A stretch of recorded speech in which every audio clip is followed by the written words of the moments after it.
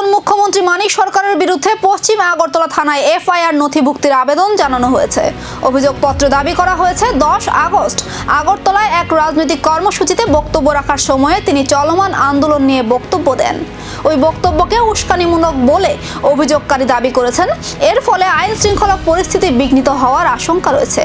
তাই বক্তব্যের বিষয়টি খতিয়ে দেখে প্রয়োজনীয় আইনি পদক্ষেপ নেওয়ার আবেদন জানানো হয়েছে পশ্চিম আগরতলা থানার কাছে। আপনারা জানেন, গত 10 তারিখ রাজ্যের প্রাক্তন মুখ্যমন্ত্রী মানিক সরকার মহোদয় উনি একটা জেলবরো আন্দোলনের কর্মসূচি ওরা পালন করেছে।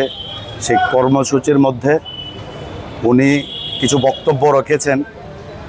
আমরা দেখেছি ওনার বক্তব্যের মধ্য দিয়ে 1980 সাল থেকে ত্রিপুরা রাজ্যে যে জাতি জনজাতিদের মধ্যে যে একটা উগ্রপন্থীর যে বাতাবরণ ছিল, সেটাকে ধীরে ধীরে শান্তি শৃঙ্খলা নিয়ে আজকে রাজ্যে চলছে।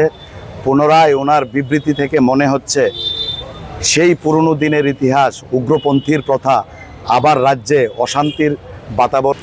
মানিক সরকারের বক্তব্য ঘিরে অভিযোগ, এবার পুলিশের পদক্ষেপের দিকেই রয়েছে নজর।